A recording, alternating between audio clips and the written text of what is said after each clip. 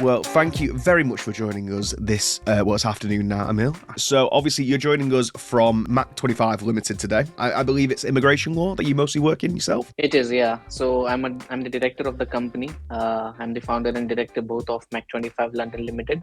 Mm-hmm. So basically, it is an immigration firms which focuses on corporate and personal immigration matters. But my passion has always been into the corporate side. Mm-hmm. Mostly, it's a B2B business. I do some cases in personal immigrations as well, but my forte lies in corporate immigration. Like I said, you've helped personal cases out, corporate cases out. But can you give us a brief outline of your career journey, like how you kind of entered that kind of sector on it, and what made you kind of focus on corporate more? Would you say? Actually, it is a very interesting story, to be honest, Rem. I was born and brought up back in Mumbai, India. I won't bore you with all my Indian stories, but since childhood, when you watch Bollywood movies, you have that passion of coming to London, doing something on your own, being independent. So I would say that since childhood, I was very much confirmed that I have to come to the UK and I have to do something. I didn't know what to do, but I wanted to. So, so this all started, I think, with Brexit. It all started with Brexit. So while I was in India, and the same year I was coming to UK as a student, so I was going through all the updates. I was not even bothered about what's happening back in Indian politics. I was just worried, are we going to be in, are we going to be out? I was just looking like a critique that what's going to happen, because that was the first time a big referendum was happening in the world. So I was very much passionate about it, and immigration, is actually a big part of Brexit, because it influenced me a lot in terms of because I was always interested in knowing about visas and how does this process work and everything. But when I actually came in the UK on a student visa, uh, I wasn't aware about many things. I've been to many solicitors, lawyers. I won't say that they are not right or they are wrong or something, but you always get half baked information. You always get to know what they want you to know. So I always wanted to be on the other side of the table. I was a business consultant when I, joined my uni. Basically, I studied 2 masters here in the UK. One in management consulting, another was in digital marketing, and then I started practicing and doing law trainings and all those sorts of things. But I was very passionate about it, knowing about it, looking at application forms and knowing what's happening, the new rules coming up, post-study work visas, and all those sorts of things. It always intrigued me to know that, and I was very curious about it, that what's going to happen next, how things are going to work if we are out of the EU. And the divorce bill took about like 3 to 4 years, so many prime minister change. So day by day, it kept me more curious that I should have been on this side of the table, and God has been very kind, Ren. I never expected, to have my own immigration law firm, and obviously winning awards and all those sorts of things. But in a nutshell, I would say my career journey started as a nobody, because I was just like question mark. I didn't know what to do. My father is a businessman. My grandfather was a business person. I was never into the side of doing job and anything, but I wanted to do something uh, which could help people, but which could interest me as well, rather than just getting up in the morning and doing something and earning money. That was never my thing. I just wanted to do and follow the passion of immigration and British politics, I would say. Are there any other challenges, problems you faced when you first entered into this kind of immigration law, like you said? It was because I came into that phase of immigration where our former Honorable Prime Minister Theresa May, they abolished the post-study work visa for all the international students. So I came into that era where all the all the students used to get just 4 months, to find a job or to go back to your home country. So the reason of doing the second masters was like, after my first masters, I just had 4 months.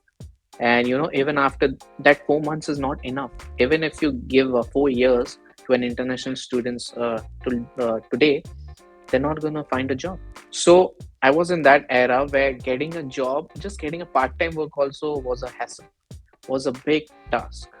So And it made me feel like that, did I make a wrong decision, or maybe I choose the wrong country? Because when I was coming to the UK, 99% people told me not to go because of the visa restrictions. But I was very fascinated about the fact that I want to go to the UK. Like thousands of students go every year. They might do something about it. So I was very confident that I would crack something. But I fell flat on my face. I didn't got anything, and I didn't know that the market was really bad, and I was very much disheartened. But I was never disappointed with my decision because I wanted to give it a try. And then I came back again to do another master's, and that time I knew that I was starting from an experience. I was not starting from scratch. So from day one, I knew that okay, I'll be a good student, but if I really want to do something over here, I need to start from day one. Mm. Because studying here in the UK as an international student is one thing, but getting an exposure is completely different, which you would never get in any part of the world. I feel like you have had, like you said, success. You've worked in both corporate and personal levels, which is incredible, that you feel has been the main reason for your success. And what would you attribute that to? The biggest reason I would say first is the faith. I had the faith. And then the second reason I would say my parents, Mm. because I see many international students have commitments back home that you need to work, you need to send back some money. My mom and dad were very much clear. You do whatever you want to do in your life, and you'll do it for yourself. So we are here to support you. We are here to finance you. You just tell us what you would like to do. Because being like a single child, no having no siblings, I always had that problem of going out with friends, and I was never allowed to do it.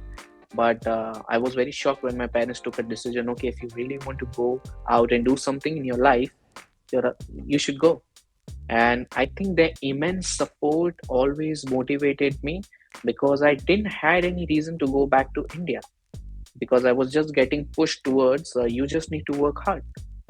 You don't need to send us any money. You don't have any financial commitments. My rent was paid in advance. So what problem do you have? So I was very blessed in that sense. And then I would say that I had built a lot of patience at that time, because I got to know the market. I got to know that you have to be very resilient and patience. You have to keep some patience with you if you really want to be here and you really want to do something. And I never, changed my track. I never did any odd jobs. I never did something, which just took me out of my track and just focus on earning money. I never did that. I was just on one particular track. I knew that what I want to do. And you talked about obviously you've had success. Is there any success stories that you particularly want to talk about? Is there any like a personal one or a corporate one that you feel like was like a moment when you're like, yes, I've achieved that. That is like that was a big moment for myself. Turning Yeah, point. yeah. So I had two stories, one from corporate and one from personal. The corporate one just happened recently. One of my very dear friend, hotelier in London, he has got few takeaway restaurants and hotels here. I won't take his name. So I applied for his sponsorship license, and that was a really big case for me because of my career. Because I was not just applying for his restaurant, I was applying for a chain of restaurants. So it was a really big task for me. First it was the relationship which I share with that person, and secondly the kind of professionalism I need to show if I really have to crack this thing. So a lot of paperwork were involved. Obviously when you are in immigration, you need to read a lot, you need to talk to people, you need to go back to the case studies, what worked, what didn't work. So it was really very challenging for me, but I was very fortunate enough. As I said in the beginning, God is very kind to me. I'm a blessed baby, I would say, that I got the license within 5 working days. Um, Wow. so that was a really, really good motivation for me and for my other upcoming projects. Uh, Individual, I would say that recently I did, and in fact, today only I put the testimonials. I did the visa about last month, So it was a personal skilled worker visa with the entire family of five. The problem was the couple was married for past 20 years, but they then had a legal marriage certificate. They had the religious marriage certificate, which does not work here in the UK. So it involved a lot of work. The case was very straightforward, but when you have a situation like this, uh, most of the people gave up. To be honest, that it might come back for enquiries, it might get delayed. But again, the kind of support I got from them as well, I would say it was immensely great. And I think within a week's time, the entire family of five got the visa. So I'm very happy for that as well. So yeah, these are my favorite two success stories, I would say. So what would you say to people, or what advice would you give to someone who is looking to enter your industry? So Trem, I'll answer this question in two parts. Mhm. The first part I would say would be, if you really want to, get into this industry, regardless of any country's immigration, whether it's UK or US or Canada, New Zealand, you need to have that kind of a passion, because you can only enter into this industry if you have that kind of a mindset that you want to help businesses, or maybe you want to help families. And immigration law is not about, you just like any other law. Immigration law, it's very personal. Even in corporate, it's very personal, because you have a responsibility of somebody's career, you have a responsibility of somebody's life, somebody's business. So it is very important to have that kind of a passion in you if you really want to come into this industry. The other part, I would say that you have to be aware about everything. Like, even if you're a new beginner and you want to do something in immigration, I won't say that every second you should go on X, formerly Twitter, but uh, you really need to be aware that's what's happening around you. You need to understand that if a prime minister, our honorable prime minister, Mr. Rishi Sunak, if he's coming on TV, obviously he won't give a good news these days. So you need to be aware about that, what's happening. Even if it's not related to immigration, somewhere it would affect your business. So you need to be aware about what's happening around you. And the people who want to join me, I would actually say that I would just love them if they have a passion for this. And obviously, the reason you're here today is because you've recently won two of our business awards, UK awards, both Immigration Law Firm of the Year and Newcomer Law Firm of the Year for 2023. Why did you choose to enter our awards specifically, would you say? Because the first reason would be that I've heard a lot about these awards in the past, and I didn't had any core reason to enter into these awards. So when I thought that, okay, I'm into this industry and now I have got a chance to actually, go into it, and let's see what happens. Uh, Honestly, when it all started with fun and games. I love getting awards. I love, putting my picture out on social media, getting likes and views and all. But this was very, very much emotional for me, because actually, I would like to say MAK25 London. So MAK, MAK is my parents' initials. So it's my mom and my dad's initials, MAK. And 25 is obviously my wife's birthday. So so it's like a collaboration of the entire family. So this award was very emotional for me, especially getting the Immigration Law Firm of the Year, because I think it is a very prestigious thing for me and for my company, if I look from the business point of view. But winning a Newcomer Law Firm of the Year award actually gives me a lot of motivation. It makes me feel, okay, I did something right getting into it, and now I'm on the right track. And now I would like to improve myself on a daily basis, so that every year I see this beautiful face of Trem and give interviews. And I would say, like, obviously, since winning the awards, how has that affected? Has that affected your business? Have you seen an increase in, like, conversions, maybe leads, or maybe more people talking to you about it? It was a couple of months ago, but I declared it a month ago because I was waiting the trophies to come in. So as soon as the trophies came in a month back, I think it's very early to talk about it, but still, I won't shy away from the fact that a lot of appreciation and a lot of motivation I got from all around people around me, especially from LinkedIn and Instagram, because that's where the community lies. So a lot of people are talking to me because when you get like a badge on your tag, then people always come to you and want to know more about you, because business award being very prestigious in the market, they have got their own name. So when you are associated with awards like this, then obviously you get a lot of leads, and I hope that next time when we talk, I have a lot of conversions as well. Is just a follow up to that one. Would you recommend Business Awards UK to other businesses? Because obviously we work in quite a few different sectors, but what would you recommend it, and would you say it's worth it? 100% I would recommend, and I would recommend to all the new startups, to all the big professionals or people there in the market. Maybe they're in the market for the last 3 months, or maybe they're in the market for the last 30 years. It's good to get an appreciation. If even if you don't look it from the business point of view, you should get appreciation, and this is for what we all are here. Apart from earning money, we all want to get to know that, okay, you did a good job, and this is your trophy. So you should be always feel good about it, that you have done something for someone or for some business. So it is very important, and I would suggest it to everyone. In fact, I was talking to some the hoteliers as well the other day, that Mm. I think they have got a lot of categories for appreciation, and you should also join it, and you should just give it a try, because many upcoming businesses this needs this kind of motivation to go ahead and do something for themselves.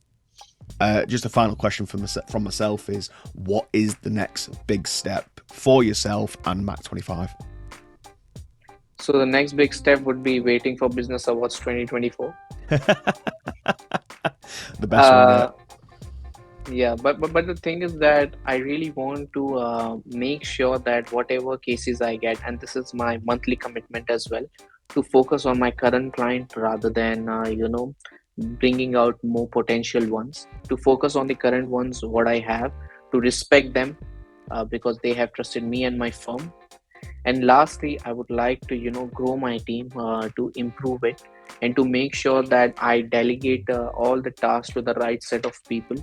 So I think my next action plan would be to expand my team, to expand my business, because obviously after getting prestigious awards like this, you get very renowned in the market.